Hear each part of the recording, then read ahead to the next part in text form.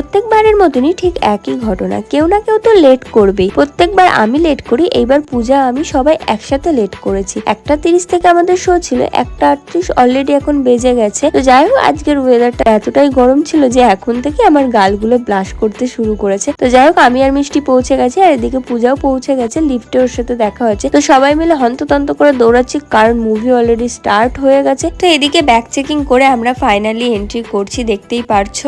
বেশ ভালোই লাগছিল ফিলিংসটা। তারপরে যখন রিয়েলাইজ করছি যে আমরা মুভির এন্ট্রি মিস করেছি, তখন খুবই খারাপ লাগছিল গাইস। তো যাই হোক, সেই দুঃখ এক সাইডে রেখে আমাদের খাওয়া দাওয়া তো মাস্ট, তো গিয়ে খাওয়া দাওয়াটা স্টার্ট করে নিয়েছি, আর পূজা এদিকে খাই দিচ্ছিল। তো যাই হোক, তারপরে ইন্টারভেলের সময় আমরা একটা স্যান্ডউইচ অর্ডার করলাম, তারপরে মুভি এনজয় করে আমরা বেরিয়ে আসলাম। দেন আমরা এখানে ফটোশুট করছিলাম, দেখতেই পাচ্ছ যেন পাগলামি করছি। তো যাই হোক, আমার ফটোশুট ফার্স্টে হচ্ছিল, দেন তারপরে পূজার ফটোশুট করতে করতে আমার অবস্থা দেখো গাইস, মানে কোথা থেকে কোথায় চলে গেছি। তো যাই হোক, আজকের দিনটা আমার এইভাবে কাটলো। তোমাদের কেমন লেগেছে ভিডিওটা অবশ্যই কমেন্ট করে জানিও, এই মুভিটা কেমন লেগেছে সেটাও জানিও। তো আজকের মতো টাটা। ভিডিওটা ভালো লাগলে অবশ্যই লাইক, কমেন্ট, শেয়ার আর সাবস্ক্রাইব করতে একদমই ভুলো না।